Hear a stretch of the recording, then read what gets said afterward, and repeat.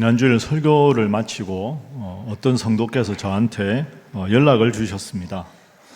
화면 보시면 되겠습니다.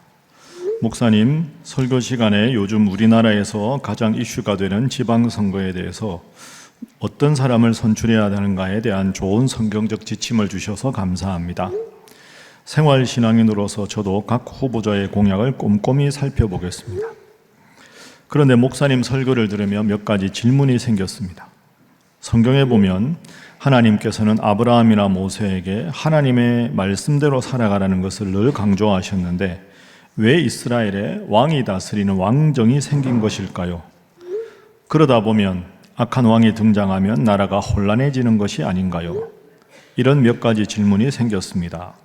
가능하시면 꼭 이 질문에 대해서 바른 성경적인 입장을 알고 싶습니다. 먼저 중요한 질문을 해주신 분께 감사드립니다. 사실 그렇습니다. 우리가 신앙생활에 그치는 게 아니라 생활신앙인으로 살아가려면 여러 가지 우리 주위에 벌어지는 사회 현상에 대해서 올바른 성경적인 교훈이 무엇인가, 이 질문을 늘 가져야 합니다. 특별히 지난주에 이어서 말씀드린 대로 여러분 다 보시는 대로 이번 주 수요일에 전국 동시 지방선거가 있어서 얼마나 후보자들과 자원봉사자들, 아르바이트 하는 분들이 깍듯하게 인사하는지 모릅니다. 누구를 선출해야 될까? 아마 여러분들도 고민이 많으실 겁니다. 그리고 6월이 무슨 달입니까? 호국 보훈의 달입니다. 그 어느 달보다 나라와 민족을 위해서, 평화 통일을 위해서 기도해야 될 그런 시기입니다. 그래서 오늘 이 시간에는 방금 여러분에게 소개했던 그 질문을 참고하면서 지난 주일에 이어서 선거에 관한 세 가지 교훈을 좀 더 살펴보도록 하겠습니다. 오늘 세 가지 다룰 주제는 방금 해주신 질문과 연관된 겁니다. 첫 번째는 왜 하나님 말씀대로 살던 이스라엘 백성들이 왕을 달라고 했을까? 이스라엘에 왕이 다스리는 왕정이 시작된 배경과 이유가 무엇인가? 이걸 한번 살펴보고, 두 번째로는 이스라엘 역대 왕 중에서 제일 훌륭한 왕 누굴까요? 다윗 왕입니다. 그래서 그 왕들 중에서 가장 훌륭한 왕 다윗 왕의 모습을 통해서 오늘 우리나라에 필요한 지도자는 어떤 모습인가? 그리고 세 번째로 다윗이 그렇게 훌륭한 왕이었던 가장 결정적인 이유가 뭐냐? 지도자가 항상 명심해야 되는 가장 중요한 지도자의 덕목이 무엇인가? 이 세 가지를 살펴보고 우리가 선거에 임하는 바른 기독교인의 자세에 대해서, 이 나라에 대해서, 선거에 대해서 기도하는 그런 계기가 되는 시간을 살펴보겠습니다. 자, 먼저 첫 번째 질문입니다. 성경에 왕이 다스리는 왕정이 왜 생겼느냐? 딱 한마디로 말하면 하나님의 통치를 거부하고 우리 욕심대로 하겠다 하는 것 때문에 왕이 생긴 겁니다. 여러분 다 아시는 대로 원래 이스라엘에는 왕이 없었습니다. 아담 때부터 아브라함 쭉 하면서 하나님께서 명령하시고 하나님과 대화하면서 하나님 뜻대로 살았습니다. 그러다가 하나님께서 모세라고 하는 위대한 지도자에게 하나님의 말씀인 율법을 주셨습니다. 그러니까 하나님이 직접 말씀하시기도 했지만 이제는 율법을 통해서 하나님의 뜻을 알고 그 율법에서 하라는 걸 하고 하지 말라는 걸 안 하면 되는 겁니다. 따로 왕이 전혀 필요가 없었던 것이 이스라엘 역사입니다. 그런데 문제는 이스라엘 사람들이 애굽에서 노예 생활을 430년 하다가 출애굽에서 가나안 땅에 들어갔을 때부터가 문제입니다. 가나안 땅에 들어가 보니까 다른 주변의 나라들이 다 왕이 있는 겁니다. 이스라엘 백성들이 가만히 보니까 왕이 있는 게 꽤나 좋아 보였습니다. 야, 우리도 눈에 보이는 우리를 통치하는 왕이 있었으면 좋겠다, 이런 마음이 든 것이죠. 그 마음이 들어서 이제 그 당시에 이스라엘 백성들을 하나님을 대신해서 예언자 노릇도 하고 사사 노릇도 하고 제사장 노릇도 했던 사무엘에게 찾아갑니다. 그리고 왕을 달라고 요구를 합니다. 그게 오늘 저와 여러분이 함께 읽었던 본문입니다. 자, 오늘 5절 말씀 한번 보시지요. 그에게 사무엘에게 말합니다. 보소서, 당신은 늙고 당신의 아들들은 당신의 행위를 따르지 않습니다. 모든 나라와 같이 가나안에 있는 이웃 나라들과 같이 우리에게도 왕을 세워주십시오. 그래서 왕이 우리를 다스리도록 해 주십시오라고 요구를 합니다. 자, 여러분, 이 요구를 사무엘이 받았습니다. 사무엘이 이 요구를 기뻐했을까요? 불편해했을까요? 불편해합니다. 사무엘의 반응, 그리고 하나님도 이 일을 기뻐하지 않으셨습니다. 이어지는 7절 한번 보시죠. 7절 말씀. 자, 함께 읽어봅니다. 시작. 여호와께서 사무엘에게 이르시되 백성이 내게 한 말을 다 들으라. 이는 그들이 너를 버림이 아니요 나를 버려 자기들의 왕이 되지 못하게 함이니라. 아멘. 왕을 세워달라는 건 사무엘 너를 버린 게 아니라 하나님은 나를 버리는 것이다. 내가 이스라엘 백성의 왕인데 내가 왕 노릇 하지 못하게 하려는 것이다. 사무엘뿐 아니라 하나님도 이 일을 무척 안타깝게 여기셨습니다. 그렇습니다. 이스라엘 백성들이 왕을 달라고 하나님께 요구한 이유는 눈에 보이지 않는 왕 하나님보다 주변 나라들처럼 눈에 보이는 왕이 있었으면 좋겠다 하는 그런 마음 때문입니다. 백성들이 자꾸 줄기차게 이 왕을 달라고 요구합니다. 그랬을 때 하나님께서 사무엘을 통해서 왕이 생기면 어떤 일이 벌어질 것인가에 대해서 경고를 하십니다. 이어지는 구절에 쭉 나오는데요. 줄여서 11절부터 18절 말씀에서 중요한 내용을 한번 제가 인용을 해보겠습니다. 너희를 다스릴 왕의 제도는 이러하니라. 그가 너희 아들들을 데려다가 그의 병거와 말을 어거하게 할 것이다. 그 다음에 볼까요? 그 다음에 어떻게 되느냐? 그가 또 너희의 아들들을 쭉 하고 제가 중요 부분을 읽겠습니다. 너희의 밭과 포도원과 감람원에서 제일 좋은 것을 가져다가 자기 신하들에게 줄 것이며 너희가 그날에 너희가 택한 왕으로 말미암아 부르짖되 그날에 여호와께서 너희에게 응답하지 아니하실 것이다. 18절까지 전체를 요약하면 세 가지입니다. 왕을 달라고? 좋아. 왕이 생기면 어떤 일이 벌어지느냐? 이웃나라와 전쟁을 하면 너희의 아들들을 데려다가 전쟁터에 병거를 끌고 싸우게 해서 아들들을 죽게 만들 것이다. 두 번째, 그 왕이 생기면 큰 왕궁이 필요할 텐데 너희의 딸들을 데려다가 궁중에 노역을 시킬 것이다. 세 번째, 왕이 생기면 너희들이 농사 짓고 있는 좋은 포도원과 좋은 땅들을 다 빼앗아서 왕이 자기 말을 잘 듣는 신하에게 주게 될 것이다. 그래서 하나님의 경고의 핵심은 이겁니다. 왕이 있는 게 좋아 보이느냐?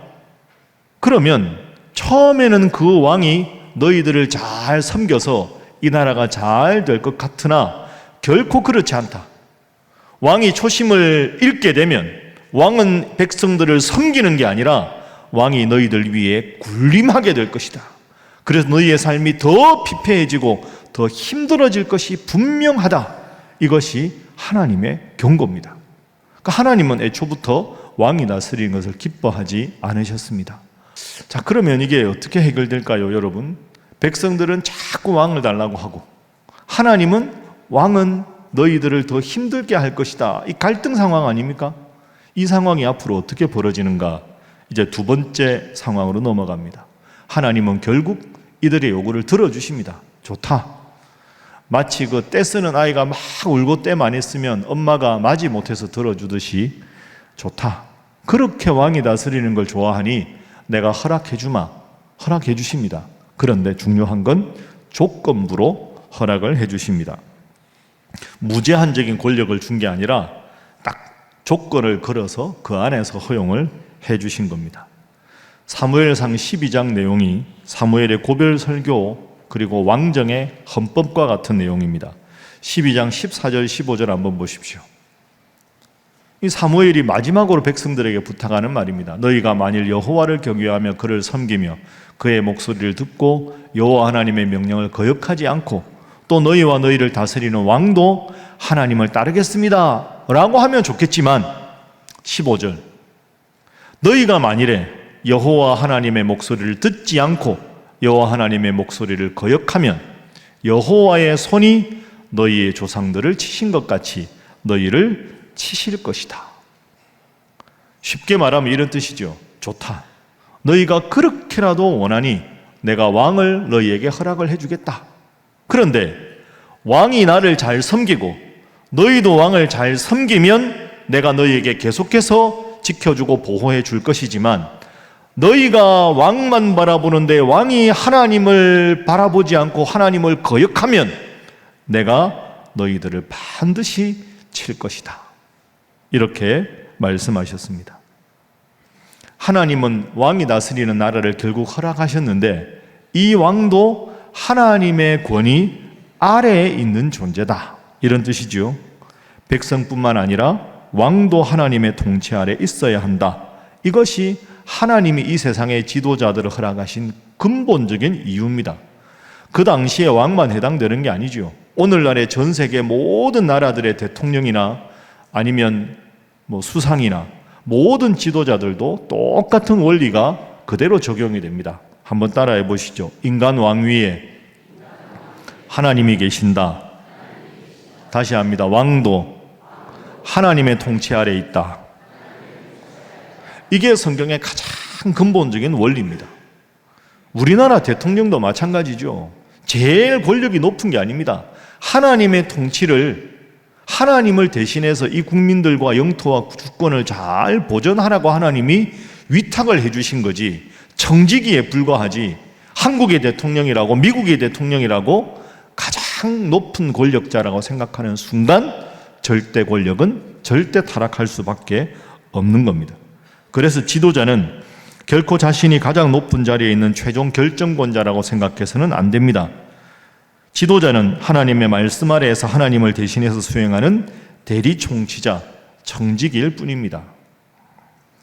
자, 그럼 이스라엘 역사가 어떻게 벌어질까요? 여러분 잘 아시는 내용인데 그래서 하나님은 왕을 세우는 걸 허락하십니다. 그래서 이스라엘의 초대 왕이 세워집니다. 이스라엘 초대 왕이 누굽니까? 사울입니다. 자, 사울 우리가 다 성경을 자세하게 찾아볼 수 없지만 여러분 잘 아시죠? 사울이 얼마나 겸손한 사람이었습니까? 처음에는 왕이 뽑혔는데 자기가 왕 노릇하기 싫다고 나는 그런 그릇이 안 된다고 저 짐짝 뒤에 숨었던 겸손한 사람이 사울이었습니다. 그렇게 겸손했을 때는 하나님이 사울을 도와주시고 이스라엘을 잘 되게 도와주셨습니다. 그러다가 절대 권력은 절대 부패하듯이 사울이 초기에 그 겸손을 버립니다. 교만해집니다. 그래서 아말렉과 전쟁을 했는데 하나님이 그 전쟁에서 이기게 해주셨습니다. 그랬을 때 사울이 어떻게 행동합니까? 기고만장해진 겁니다. 내가 왕인데 내 힘으로 이겼다. 그래서 하나님이 전리품을 절대 가지지 말라고 했는데 제일 좋은 것 가져다가 자기가 다 가집니다. 그리고 기념비를 세웁니다. 승전 기념비. 누구의 이름을 위해서? 하나님의 이름이 아니라 자기 이름을 드러내기 위해서. 내가 훌륭한 왕으로서 전쟁을 이겼다. 자기를 위해서 전리품을 거두고 자기를 위해서 자기 승전 기념비를 세웁니다. 여러분 이때부터 사울은 결정적으로 망하는 길에 접어듭니다. 사울이 하나님이 통치자고 나는 그 청지기에 불과하다라는 마음이 있을 때 하나님은 사울과 이스라엘을 보호해 주셨는데 기고만장하고 교만해져서 하나님의 명령을 무시하고 자기만 드러내려고 할 때 권력을 두 손에 한껏 움켜잡았을 때 사울 왕은 결국 원수의 나라 블레셋과 싸우다가 장렬하게 비참하게 최후를 맞이하게 되고 이스라엘은 큰 아픔과 고통의 시기에 접어들게 됩니다. 자, 그럼 이제 마지막으로 이스라엘 역사의 가장 존경받는 다윗, 이 다윗의 모습을 통해서 우리가 지향하고 기도하는 참된 지도자의 모습을 살펴보도록 하겠습니다. 왜 다윗이 훌륭한가? 한마디로 말하면 정의와 공의, 이 두 가지가 다윗의 삶을 가장 잘 드러내는 표현입니다. 그리고 그래서 모든 이스라엘 사람들의 마음을 하나로 모았습니다. 요즘 흔히 말로 하면 민심을 통합한 훌륭한 지도자였습니다. 여러분, 이스라엘 사람들에게 가장 훌륭한 지도자가 누구냐 물어보면 모두가 다윗을 말합니다. 그건요, 다윗이 골리앗을 물리쳤기 때문이 아닙니다. 그리고 다윗 때 영토가 제일 넓었기 때문도 아닙니다. 왜 그러면 다윗인가? 우리는 다윗에 대해서 많은 걸 알고 있는데요, 다윗이 왕으로서 보여준 가장 훌륭한 면을 딱 한 문장으로 정리할 수 있습니다. 그 한 문장이 사무엘하 8장 15절에 나옵니다. 이 본문을 여러분 꼭 기억하시고 기도하십시오. 함께 읽어봅니다. 시작. 다윗이 온 이스라엘을 다스려 다윗이 모든 백성에게 정의와 공의를 행할세. 아멘. 따라합니다. 정의, 공의. 비슷한데 다릅니다. 이 정의라는 단어는요, 히브리어로 미슈파트라는 단어입니다.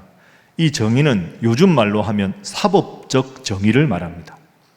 억울한 사람, 돈 없는 사람, 힘없는 사람이라고 해서 무시당하는 게 아니라 법의 엄정한 잣대를 권력과 지위와 돈과 명예에 관계없이 억울한 사람의 모든 사정도 정확하게 그 사람이 억울하지 않도록 사법적인 정의가 정확하게 서 있는 상태, 그게 미슈파트 정의입니다.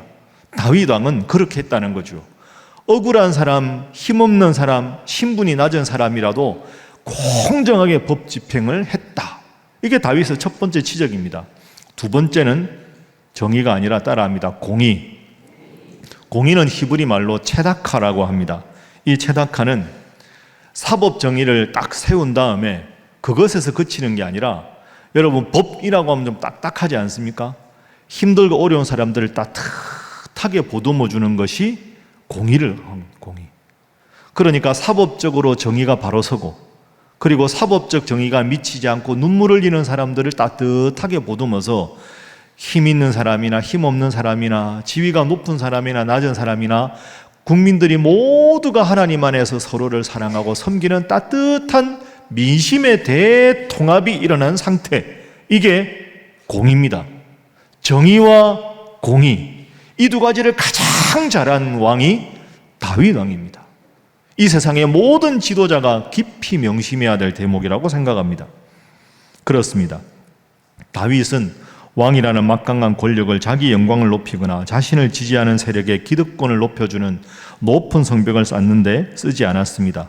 오히려 다윗은 권력으로 아무런 힘도 배경도 없는 사회적 약자들을 따뜻하게 품어주는 그런 낮은 야트막한 울타리가 되어 주었습니다.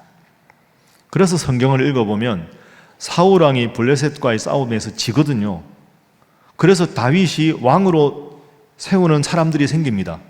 그런데 다윗이 7년 6개월을 기다립니다. 아니, 사울이 없는데 다윗이 바로 왕이 될 수도 있는데, 아니다. 아직도 사울을 추종하는 무리가 있는데 그 민심이 완전히 나에게 돌아올 때까지 우직하게 기다리겠다. 그래서 남쪽의 그 헤브론이라는 도시에서 온 민심이 자기에게로 돌아올 때까지 7년 6개월을 기다립니다. 7년 6개월 만에 사울을 추종하던 모든 잔존 세력들이 와서 우리 모두의 왕이 되어 주십시오 라고 자발적으로 다윗에게 찾아왔을 때, 그때야 다윗은 왕으로 등극합니다. 여러분, 쉽지 않습니다.